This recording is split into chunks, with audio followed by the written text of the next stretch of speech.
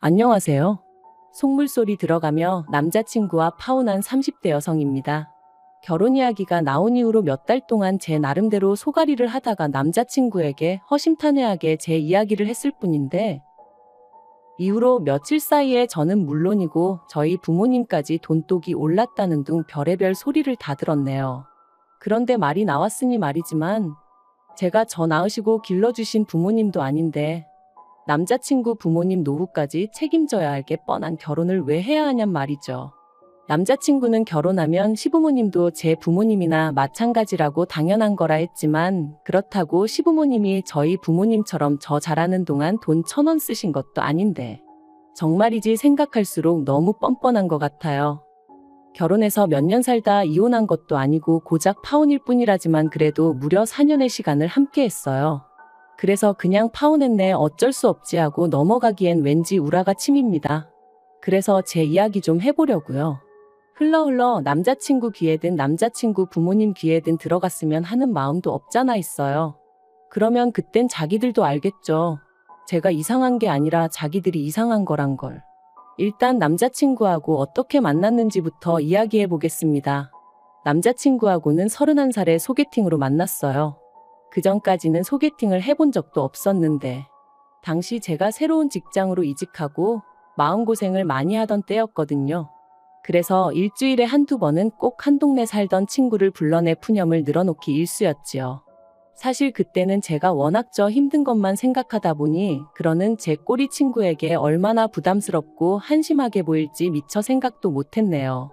아무튼 친구가 보기엔 그런 제가 하다못해 연애라도 하면 좀 나아질까 싶었던 모양이에요.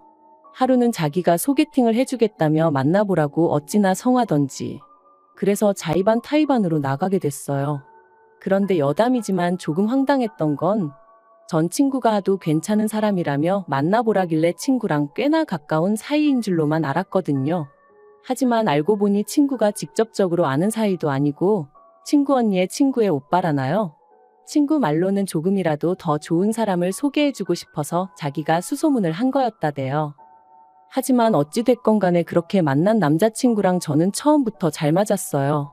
당시 저는 거북이를 한 마리 키우고 있었는데 남자친구가 거북이에 대해서 어찌나 해박한 지식을 뽐내던지. 사실 거북이에 대해서 아는 사람은 흔치 않거든요. 아무튼 그리고 이 밖에도 서로 관심사라던가 취미가 비슷해서 만난 지 3시간이 넘어가도록 대화가 끊어지질 않았습니다. 그래서 이 사람이 어쩌면 내 반쪽인가? 말은 안 했지만 첫 만남부터 혼자 온갖 상상을 다 했다니까요. 아무튼 이후로 저희는 몇 번의 만남을 더 가졌고 자연스레 연인 사이로 발전했습니다. 처음부터 결혼까지 생각한 만남은 아니었어도 시간이 흐를수록 결혼을 하게 되면 이 사람이랑 하는 게 시기적으로나 여러 가지 면에서 맞지 않을까 하는 생각도 하게 되었고요.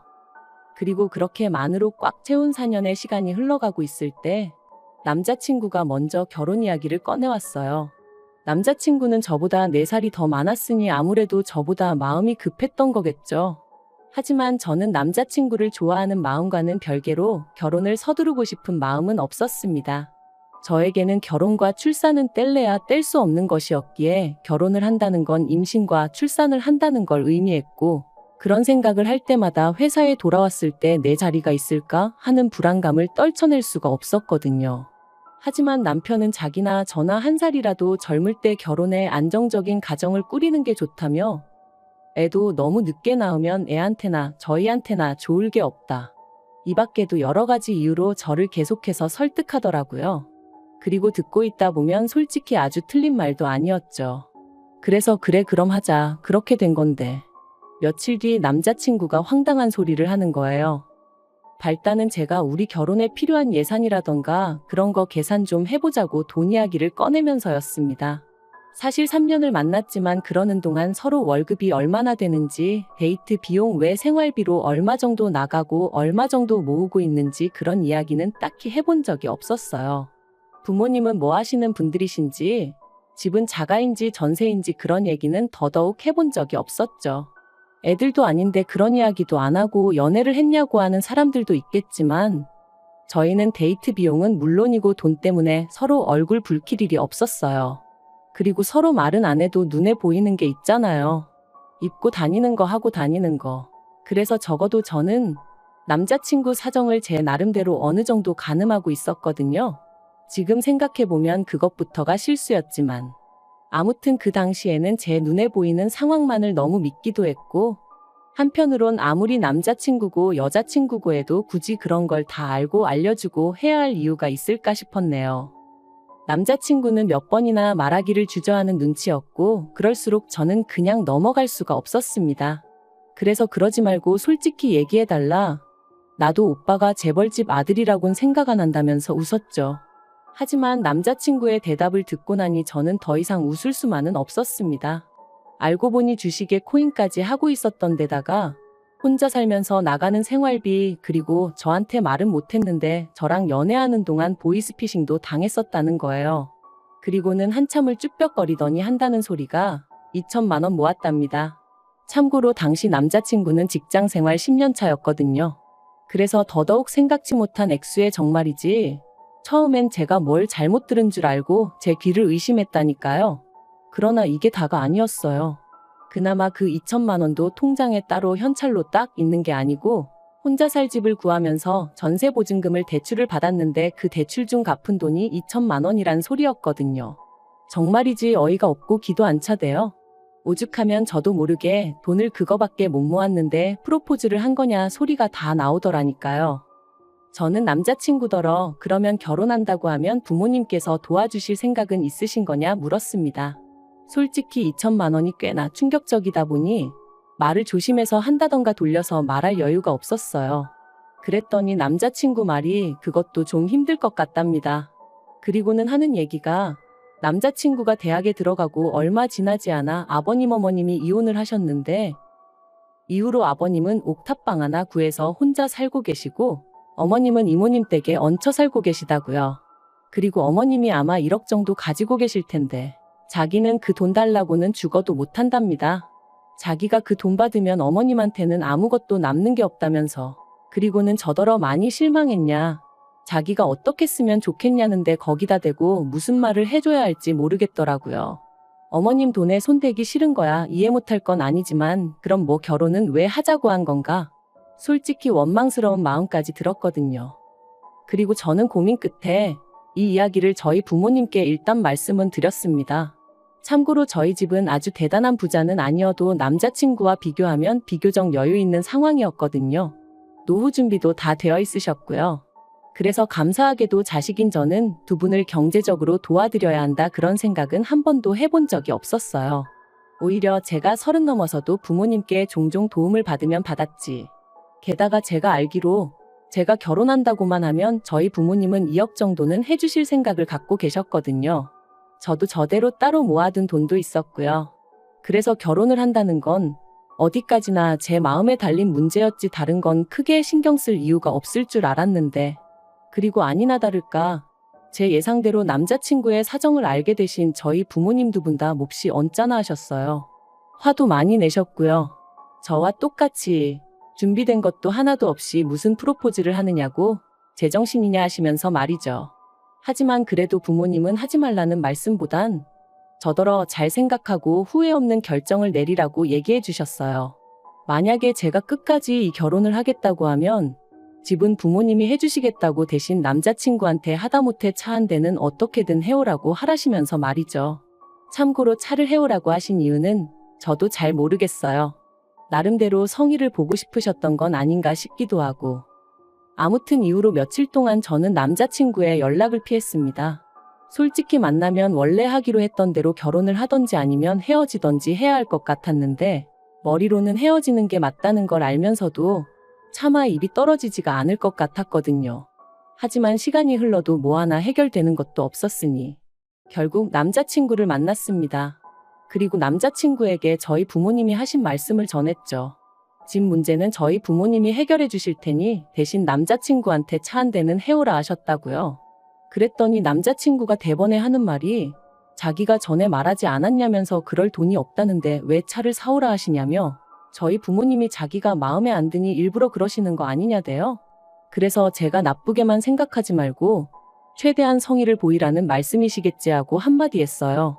솔직히 2천만 원밖에 없는 게 자랑도 아니고 그렇다고 얼마나 대단한 일을 하느라 돈을 못 모은 것도 아닌데 뭐 그렇게 당당하냐고. 나는 오빠도 이해가 안 된다 하면서 말이죠. 그리고는 이때 결국 그냥 결혼은 없던 일로 하자고 제가 먼저 말을 꺼냈습니다. 저는 사실 남자친구가 차를 해오고 못 해오고를 떠나서 이런 상황 자체를 저한테 좀 미안해했으면 했었거든요. 아니면 알겠다고 어떻게든 한번 해보겠다고 말이라도 그렇게 해주던가. 그런데 이건 뭐 거의 배째라는 식이었으니 저도 오만정이 뚝 떨어지더라니까요. 그런데 그렇게 이별을 고하고 열흘쯤 지났나 남자친구에게 연락이 왔어요. 자기가 자기 어머니하고 이야기를 해봤다며 만나서 얘기하자 그러더라고요. 그래서 솔직히 말하자면 못 이긴 척 나갔습니다. 이별이라는 게 역시나 쉬운 게 아니었거든요. 그것도 제가 제일 정신적으로 힘들고 지칠 때 만나 나름대로 고마운 기억도 많다 보니 말이죠. 그런데 이런 마음이 남자친구와 남자친구 어머니를 만나면서 와르르 무너져 버렸습니다. 남자친구의 어머니가 생각지도 못한 말씀을 하셨거든요. 제가 카페에 도착했을 땐 남자친구와 남자친구 어머니가 먼저 나와 있었는데 저더러 왔냐 고생했다 그런 말은커녕 앉으라는 말도 없이 본론만 얘기하자 하시더니 저희 집에서 해준다는 집이 어디에 있는 얼마짜리냐 뭐 그런 걸 물어보시대요. 뿐만 아니라 집은 뭐 공동명의로 해주시는 거냐고요. 당혹스러웠지만 제가 그런 건 저는 잘 모르니 저희 부모님하고 이야기를 해보시는 게 좋겠다 했어요. 그랬더니 어머님 말씀이 뭐 어찌되든 상관없다면서 저희 집에서 해오라는 차는 당신이 사줄 거니 걱정하지 말랍니다. 다만 저희 쪽이 얼마나 대단한 집이라고 그런 조건을 다는 건지 모르겠다는 식으로 말씀을 하시는데 여러 가지로 생각이 많아지더라고요. 하지만 거기서 끝이 아니었어요. 어머님을 만나 뵌 지 한 일주일쯤 지났을 때였습니다. 그 사이 남자친구도 저희 부모님께 인사를 드렸고 그래서 이제 슬슬 부모님들끼리 만날 일정을 잡으려던 차였죠. 그런데 남자친구가 먼저 할 이야기가 있다더니 어머님이 이모님 집에서 나오셔야 될 것 같다는 거예요. 이모님 딸이 사정이 생겨 이모님 집에 들어와 살게 되었는데 그 일로 어머님이 그 집에 있기가 어려워지셨다나요? 어머님 입장은 그래도 당신이 먼저 들어와 살고 있었는데 갑자기 방을 비워달라는 게 말이 되냐 버티시는 중이셨고 이모님은 그래도 딸이 들어와 산다는데 어쩌겠냐며 나가달라셨다나요? 뭐 솔직히 남의 집안일이니 제가 이러쿵저러쿵 할 일은 아니었지만 어쨌든 남자친구 이야기를 들었을 땐 어머님이 오래 계시지는 못하겠구나 싶었죠. 아무튼 그래서 어머님이 난처하시겠네 하니까 남자친구가 한다는 말이 그래서 말인데 신혼집이 준비되는 대로 어머님을 와 계시게 해야겠다는 거예요. 생각지도 못한 남자친구의 말에 얼마나 놀랐는지 몰라요.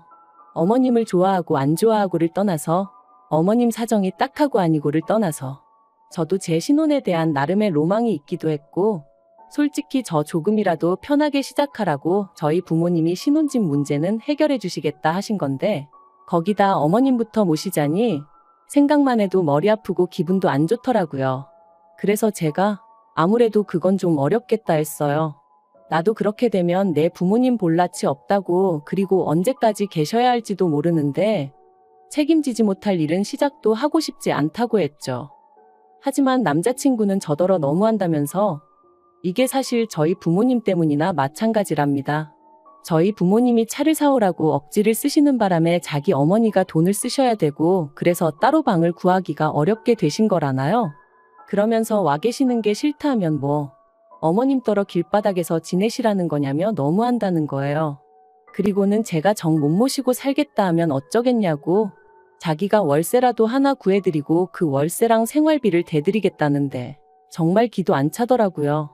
그래서 남자친구한테 양심도 없냐고 뻔뻔하다 그래버렸어요. 그랬더니 저더러 말을 왜 그따위로 하냐면서 그러니까 돈 없다는데 왜 꾸역꾸역 차라도 사오라는 거냐며 저랑 저희 부모님이 못되고 이상한 거랍니다. 솔직히 집 사줄 능력이 되면 기왕 해주는 김에 차도 한 대 사줄 수 있는 거 아니냐고. 그게 아니면 차는 저랑 자기랑 결혼하고 나서 할부로 사고 같이 갚아나갈 수도 있는 거 아니냐며 말이죠. 그리고 저는 그런 남자친구가 어이없는 건 물론이고 괘씸한 생각까지 들대요. 그래서 우리 부모님이 무슨 자선사업가냐고 소리를 질렀습니다. 우리 부모님이 집을 해주신다는데 차 정도는 말씀하실 수도 있는 거 아니냐. 그리고 정 어려울 것 같으면 차라리 어렵다 미안하다 하지 왜 억지를 쓰냐면서요. 그러니까 남자친구가 저희 부모님도 그렇고 저도 그렇고 사위 될 사람 남편 될 사람 자존심이니 인격이니 그런 건 안중에도 없는가 보답니다. 그리고는 저더러 그렇게 살지 말라길래 저도 질세라 너야말로 거지근성 버리고 네 엄마랑 알콩달콩 재미지게 살라 했죠. 그리고 그렇게 저희는 두 번째 파혼을 감행했고 이때는 처음과 달리 뭐 좋았던 기억이고 뭐고 생각나는 것도 없었어요. 오히려 곰곰이 곱씹을수록 재수없고 날 얼마나 호구로 봤으면 집 해오는 김에 차도 해오라는 헛소리를 할 수가 있나 싶고 하지만 이미 파혼한 마당에 쫓아가서 뭐라 하는 것도 웃기고 그래서 솔직히 넘어지면 콱 코나 깨져라 그런 생각만 하고 있었는데 한 두 달 정도 지났나 또 연락이 왔습니다.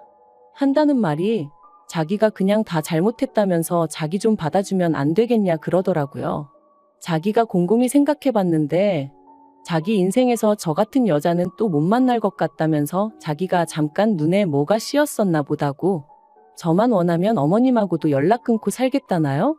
제가 됐다고 멀쩡한 모자 사이 갈라놓았다고 욕먹을 일 있냐 관심 없다 했습니다. 그리고 남자친구가 말한 것처럼 저도 똑같이 말해줬어요. 곰곰이 생각해보니까 나야말로 하마터면 내 인생에서 제일 잘못된 결정을 내릴 뻔했다고 너랑 헤어진 건 정말 신의 한 수였다고 말이죠. 그랬더니 찌질한 남자친구가 하는 말이 여자가 한 남자랑 4년이나 사귀었으면 그거 결혼한 거나 마찬가지라고 그러니까 어차피 저는 자기 아니면 누구와도 결혼 못할 거라나요? 아니 지랑 나랑 동거를 했나 뭘 했나. 기도 안 차서 두고 보라고 했네요.